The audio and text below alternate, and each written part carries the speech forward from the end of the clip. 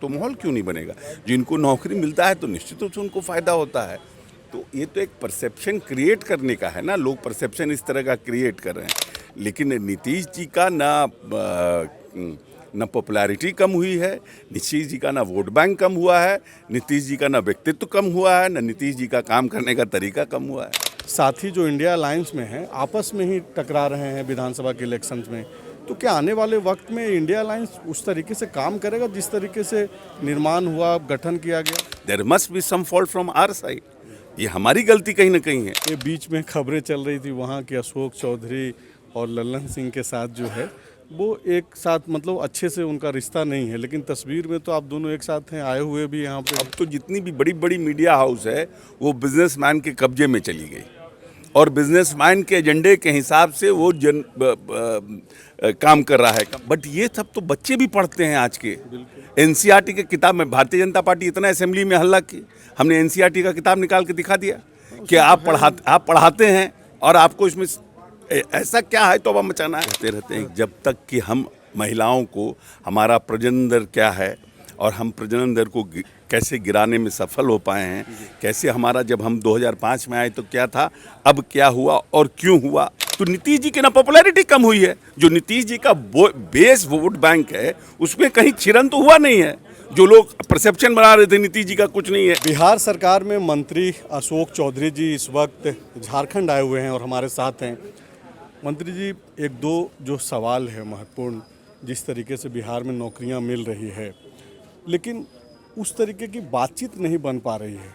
लाखों की संख्या में ऐतिहासिक तौर पे आप लोगों ने नौकरी दी, लेकिन जो छवि बन रही है छोटी छोटी दूसरी चीज़ों को लेकर के बातचीत होने लगती है।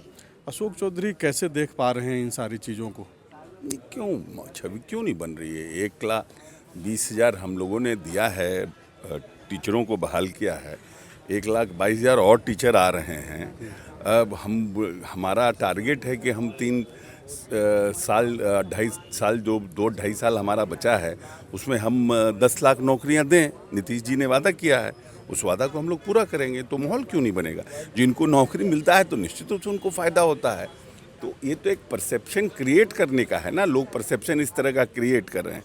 लेकिन नीतीश जी का ना पॉपुलैरिटी कम हुई है, नीतीश जी का ना वोट बैंक कम हुआ है, नीतीश जी का ना व्यक्तित्व कम हुआ है, ना नीतीश जी का काम करने का तरीका कम हुआ है। नीतीश जी बार बार अभी हाल में जो भीमराव अम्बेडकर हम संविधान दिवस के दिन जो कार्यक्रम हुआ उस दिन भी वो मीडिया पे सीधे तरीके से जो है एक बातचीत कर रहे थे कि आप लोग उस तरीके से पुराने तरीके से काम नहीं कर रहे। तो क्या आप ये मान रहे हैं कि मीडिया जो है परसेप्शन उस तरीके का नहीं बना पा रही है जैसा काम हो रहा है? नहीं, देखिए, परसेप्शन मतलब उनका कहना है कि मीडिया जो है ना कहीं एजेंडे पे चली गई है। जो एक डेमोक्रेसी में हर लेजिस्लेटिव है, जुडिशरी है, एग्जीक्यूटिव है और चौथा पिलर माना जाता है जर्नलिस्ट को। चाहे अब पोर्टल जर्नलिस्ट हो गए, प्रिंट जर्नलिस्ट हो गए, इलेक्ट्रॉनिक जर्नलिस्ट हो गए, इनको माना जाता है चौथा खंभा प्रजातंत्र का।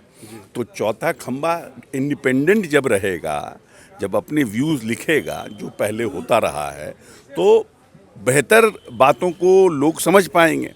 बट अगर कोई मीडिया हाउस ही कब्जे में चला गया तो इंडिपेंडेंसी ख़त्म हो जाती है ना। तो अब तो जितनी भी बड़ी बड़ी मीडिया हाउस है वो बिजनेसमैन के कब्जे में चली गई और बिजनेसमैन के एजेंडे के हिसाब से वो काम कर रहा है, कंपनी या वो मीडिया काम कर रहा है। तो उसमें एजेंडा ख़त्म हो जाता है ना, पब्लिक इंटरेस्ट का एजेंडा ख़त्म हो गया। पॉलिटिकल पार्टी से एसोसिएटेड अगर वो बिजनेसमैन है तो उस पॉलिटिकल पार्टी के इंटरेस्ट को प्रोटेक्ट कर रहा है। माननीय नेता का वही बार बार कहना था कि आप लोग तो उस तरह से फ्री होकर लिखते नहीं हैं, जब फ्री हो जाइएगा तो फ्री लिखने लगिएगा। अच्छा, एक तस्वीर कल बिरसा मुंडा एयरपोर्ट से निकल करके सामने आई। हम लोग भी थोड़ी बहुत जो नज़रें रखते हैं बिहार की राजनीति पे, ये बीच में खबरें चल रही थी वहाँ के अशोक चौधरी और लल्लन सिंह के साथ जो है वो एक साथ, मतलब अच्छे से उनका रिश्ता नहीं है, लेकिन तस्वीर में तो आप दोनों एक साथ हैं, आए हुए भी यहाँ पे हैं। अब देखिए, ये भी एक एजेंडा है, ये भी एक एजेंडा है। हमारे और लल्लन सिंह में क्या हुआ ये तो मीडिया ही नहीं चला दिया। अब मीडिया को कहाँ से मिला? कोई ना फुटेज है, ना कभी हम उनके साथ कभी बदतमीजी कर रहे हैं, कभी कहीं कोई साक्ष्य नहीं है, लेकिन मीडिया ने चला दिया। अब वो चलता रहा। अब मीडिया के साथ साथ आ गए तो करीब तो दोनों साथ भी हो गए, ये भी मीडिया चला दिया। तो उसमें हमारी क्या गलती है? हमने तो बार बार कहा है कि वो हमारे बड़े भाई हैं, पार्टी के राष्ट्रीय अध्यक्ष हैं, हमारा पारिवारिक रिश्ता है, हम पार्टी लाइन से हट के हैं, हमारे पड़ोसी हैं, हम जिस मोहल्ले में रहते हैं 2 घर के बाद उनका घर है, तो हम पड़ोसी हैं, हमारा रिश्ता डिफरेंट है उनके साथ, पर्सनल है, व्यक्तिगत है, और संयोगवश हमारे पार्टी के राष्ट्रीय अध्यक्ष हैं, हम उस पार्टी के एक छोटे से सिपाही हैं। तो पार्टी के राष्ट्रीय अध्यक्ष से और हम संगठन के लोग हैं, तो हम क्यों, अगर मान लीजिए कि कोई बात भी हो गई, कोई मान लीजिए कि एक आर्गूमेंट हुआ या कोई बात हुआ किसी इशू पर, तो ये पार्ट एंड पार्सल है ना फैमिली में, ये तो पार्ट एंड पार्सल है। तो इसका ये कहना कि हाँ हमारा नहीं पड़ता है, हमारा झगड़ा हो गया, हम 2 खम्भे में बट गए, ये तो भारतीय जनता पार्टी और दूसरे जो लोग हैं पार्टी के, वो इसको हवा देते हैं ना कि नीतीश कुमार के जो लोग हैं उनमें आपस में पट नहीं रही, ये सब तो एजेंडा है।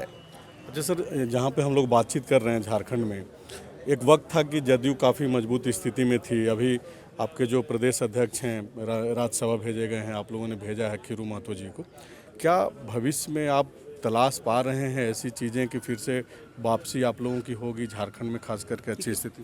प्रयास तो हम लोगों का प्रयास है, क्योंकि हम मानते हैं कि यहाँ पोटेंशियल हम लोगों का है, हमारे नेता भी मानते हैं कि झारखंड में हमारा पोटेंशियल है, और पोटेंशियल होने का कारण है कि यहाँ 11 एमएलए हमारे होते थे। तो 11 एमएलए जिस नीतीश कुमार के चेहरे पर ये झारखंड देता रहा, वो ऐसा क्या कारण हो गया कि हम एक भी एमएलए नहीं जीत पा रहे?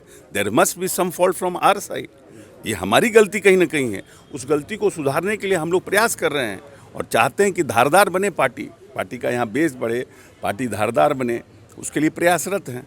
अभी जो मौजूदा केंद्र में जो सरकार है बीजेपी की, नरेंद्र मोदी जिसके मुखिया हैं, नीतीश कुमार एक कोशिश किए और इंडिया अलायंस का गठन हुआ, लेकिन हाल में जो 5 राज्यों का जो इलेक्शन लगभग अब समाप्ति होने को है, कल 30 तारीख को तेलंगाना में भी वोटिंग हो जाएगा, बीच में गैप सा दिख रहा है और कई सारे ऐसे साथी जो इंडिया अलायंस में हैं आपस में ही टकरा रहे हैं विधानसभा के इलेक्शंस में। तो क्या आने वाले वक्त में इंडिया अलायंस उस तरीके से काम करेगा जिस तरीके से निर्माण हुआ, गठन किया गया? देखिए, एफर्ट तो माननीय नेता नीतीश जी ने पूरी की, और शिद्दत के साथ लगभग 2 महीना उन्होंने सब लोगों से बात किया, जिनमें आपस में बातचीत भी नहीं होती थी, टॉकिंग टर्म्स भी नहीं था, उन सबको साथ लेकर के पटना में बैठक की, उसके बाद बॉम्बे में बैठक हुआ, फिर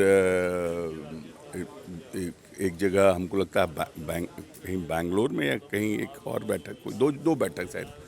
तो प्रयास तो पूरा किया, लेकिन स्टेट के इंटरेस्ट के कॉन्फ्लिक्ट में कहीं ना कहीं जो स्टेटों में इंटरेस्ट का अपना हर एक पॉलिटिकल पार्टी का तो अपना इंटरेस्ट स्टेटों में होता ही है, तो उसके चक्कर में कहीं ना कहीं कुछ बातें, लेकिन अब इस चुनाव के बाद हमको लगता है फिर से लोग बैठेंगे, मंथन करेंगे, और ये जो 5 राज्यों का रिजल्ट आएगा उसके बाद फिर से हमको लगता है कि जब सीरियस इस पर कुछ ना कुछ लोग बातचीत करेंगे और उसको फिर से इसको ताकत देने का कैसे हम लोग इसको शेपअप कर पाएँ। देश लगभग लोकसभा चुनाव में जा चुका है, प्रचार प्रसार भी अपने अपने स्तर से लोग तैयारियां कर रहे हैं।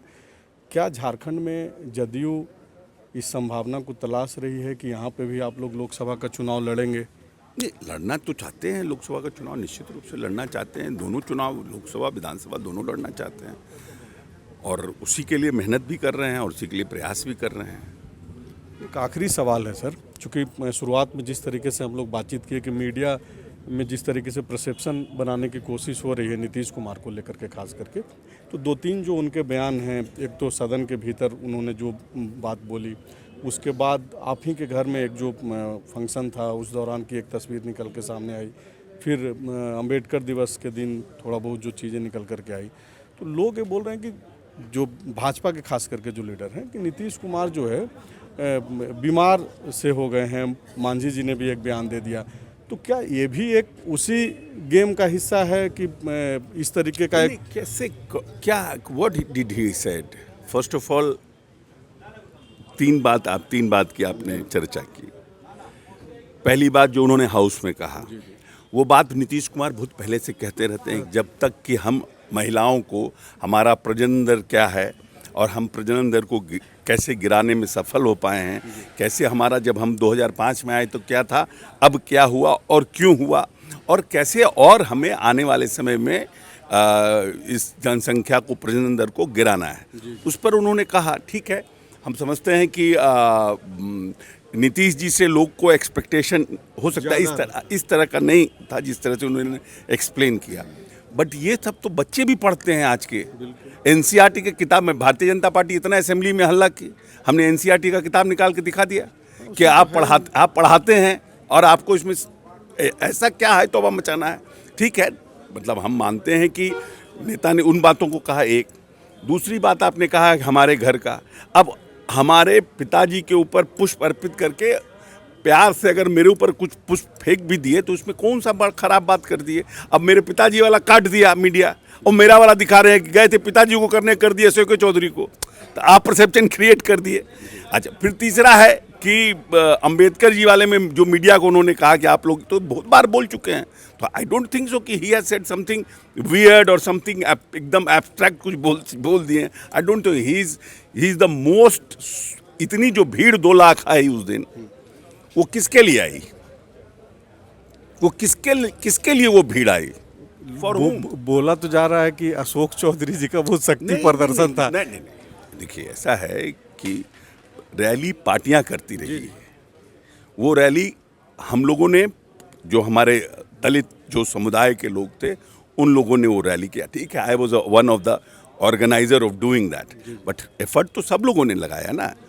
और जो 2 लाख लोग आए वो किसके लिए आए, शक्ति प्रदर्शन करना रहता तो हम भाषण देते ना वहाँ।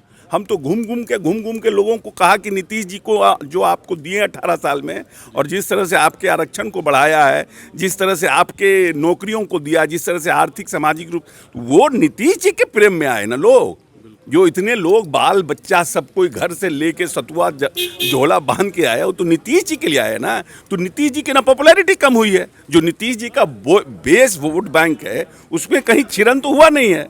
जो लोग परसेप्शन बना रहे थे नीतीश जी का कुछ नहीं है, तो नीतीश जी के लिए ना आए थे, उनका प्यार था ना, नीतीश जी के लिए ना प्यार था कि 18 साल में जो उन्होंने प्यार दिया लोगों को, किस तरह से सबल किया, तो उनका बात था ना, नीतीश जी का था ना भाई प्यार। एक सर, इस इंटरव्यू का आखिरी सवाल है मेरा आपसे कि 2024 में क्या अशोक चौधरी एश्योर हैं कि इंडिया अलायंस जिसका गठन हुआ और आने वाले दिनों में एकजुटता से आप लड़ने की बात कर रहे हैं, क्या 2024 में इंडिया अलायंस आ रहा है केंद्र में? देखिए, कल का तो किसी को पता नहीं है। आज आपको हम इंटरव्यू दे रहे हैं, कोविड के बाद क्या होगा कल किसी को पता चलता है। हमारे ऐसे साथी रहे हैं यंग 30, 32, 35 साल के, कोविड के बाद हार्ट अटैक से डेथ हो गया। जो साथ में खाना सुबह में खाया और शाम में डेथ हो गया। तो अब के बाद कल क्या होगा इसका कौन जानता है कि क्या होगा। शुक्रिया सर, कोशिश हमारी जारी है। शुक्रिया बातचीत करने। thefollowup.in, like, share and subscribe.